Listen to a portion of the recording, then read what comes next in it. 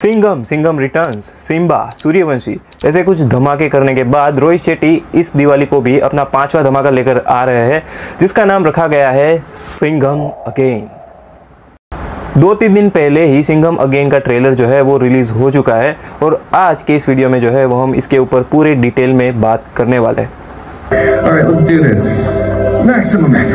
तो जैसे कि सिंघम अगेन के ट्रेलर की शुरुआत होती है, करीना कपूर का कैरेक्टर यानी कि अवनी का कैरेक्टर जो है वो सिंघम और अपने बेटे को बता रही होती है कि कैसे उसके रामलीला शो में जो है वो प्रभु श्री राम अपने 14 साल के वनवास के लिए निकलने वाले हैं, जहाँ पर उसका बेटा उसके तुरंत बाद उसको सवाल करता है कि अगर वो किडनैप हो जाती है तो क्या उसके फादर यानी कि सिंघम जो है वो उन्हें बचाने के लिए जाएंगे।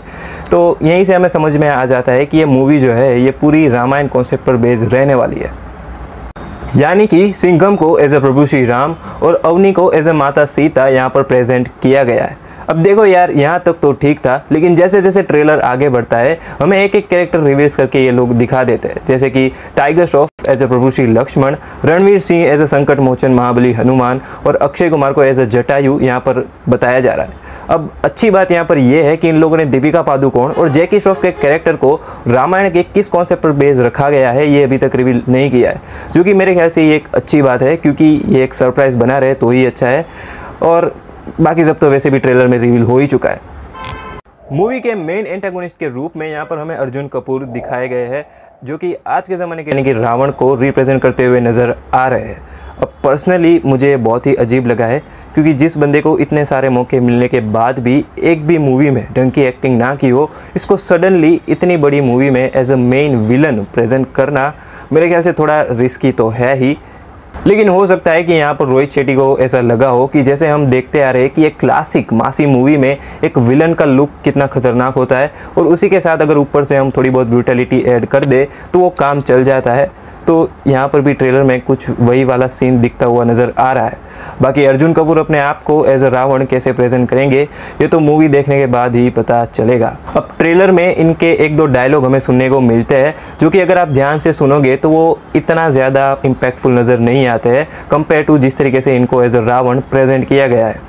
अगर एक और बात आप ट्रेलर में नोटिस करोगे तो आप देखोगे कि टाइगर श्रॉफ के एक भी डायलॉग आपको सुनने को नहीं मिलेंगे। पता नहीं क्यों ट्रेलर काटने वाले को भी ऐसा लगा होगा लेने का ही नहीं है, बिल्कुल रिस्क नहीं लेने का। तो भाई ट्रेलर से तो ये वही out and out Rohit Shetty की मूवी नज़र आती है, जहाँ पर गाड़ियाँ उड़ाने में पीएचडी होल्डर अपने रोहित शेट्टी इस मूवी में भी गाड़ियाँ उड़ाते हुए नजर आएंगे। मतलब ओवर द टॉप एक्शन देखने को मिलेगा। इसी के साथ अपने सारे मेन लीड जो है वो एक साथ हाथ में गन पकड़कर स्लो मोशन में आगे बढ़ते हुए नजर आएंगे, या तो फिर राउंड सर्कल में खड़े रहकर गोलियाँ चलाते हुए नजर आएंगे। अक्षय कुमार की फिर से वही हेलीकॉप्टर के साथ एंट्री, और रणवीर सिंह का आखिर पब्लिक को मालूम है कौन आने वाला है वाला डायलॉग। अब देखो ये सारे सीन्स जो है इन लोगों ने सूर्यवंशी से उठाकर फिर से वापस डाल दिए है, जोर जोर से बोल के लोगों को स्कीमें क्योंकि पिछली बार लोगों ने थिएटर में जो है वो इसी सीन पर बहुत ज़्यादा तालियां और सीटियां बजाई थी। तो आपको क्या लगता है एक बार फिर ऑडियंस जो है वो इसी सेम सीन पर फिर से तालियां और सीटियां मारेगी? मेरा जवाब है हाँ, मारेगी, क्योंकि रोहित शेट्टी को भाई यहाँ पर पता है कि वो अपनी किस ऑडियंस के लिए मूवी बना रहे हैं, मास मसाला एंटरटेनर। तो भाई भले ही लोग कितना ही कह ले कि ट्रेलर में पूरी मूवी दिखा दी, लेकिन एक्चुअली में यही रोहित शेट्टी का स्टाइल रहा है। उन्होंने सूर्यवंशी के ट्रेलर लॉन्च में ही बता दिया था कि भाई मैं तो ट्रेलर में पूरी कहानी दिखा देता हूँ, फिर लोग तय करेंगे कि उसको देखना है या नहीं देखना है। और इवेंचुअली हमने देखा कि भाई वो एक बहुत बड़ी ब्लॉकबस्टर साबित होकर रह गई। मतलब बंदा जानता है कि दिवाली का टाइम है तो पब्लिक तो थिएटर में आएगी, और ऊपर से आजकल फैमिली मूवीज़ जो है वो ना के बराबर बन रही है, तो लोग इस मूवी को जो है वो अपनी फैमिली के साथ ज़रूर देखने के लिए जाएंगे, इसमें कोई शक की बात नहीं है। बहुत दिनों से भाई ये बात जो है वो यहाँ वहाँ उड़ रही है कि मूवी में जो है वो मुन्नी को बदनाम करने वाले और फेविकॉल से फ़ोटो को सीने पर चिपकाने वाले, यानी कि अपने भाईजान जो है वो पोस्ट क्रेडिट सीन में नज़र आने वाले हैं। स्वागत तो करो हमारा। अब ये इस खिचड़ी में कैसे फिट बैठेंगे मुझे नहीं पता, रोहित शेट्टी और उनकी टीम ही जाने। ये तो ट्रेलर में तो भाई कहीं पर भी सिद्धार्थ मल्होत्रा दिखे नहीं, तो शायद मूवी में भी नहीं होंगे। लेकिन मैं ये कह रहा हूँ कि अगर पूरा कॉप यूनिवर्स एक साथ आ ही रहा है तो भाई दिल्ली पुलिस को भी क्यों बाकी रखा, उनको भी साथ में जोड़ लेते तो पूरी सब कुछ चीज़ें जो है वो एकदम क्लियर हो जाती। ट्रेलर में भाई अपने अजय देवगन जो है वो मुझे सबसे ज़्यादा प्रॉमिसिंग लग रहे हैं, जिस तरीके की वो डायलॉग बोल रहे हैं, और उसी के साथ अपने दया भाई की भी यहाँ पर वापसी करवा दी गई है, जो कि देखकर बहुत ही ज़्यादा अच्छा लगा। अब देखो, मैं ना ट्रेलर को ज़्यादा जज नहीं करूँगा, फिर भले ही ये उड़ती हुई मिसाइल अजय देवगन और करीना कपूर के पैरों के पास आकर फूट जाए, लेकिन फिर भी उनको कुछ ना हो। देखो, फिर से मेरे ब्रेन का लॉजिकल पार्ट एक्टिव हो गया।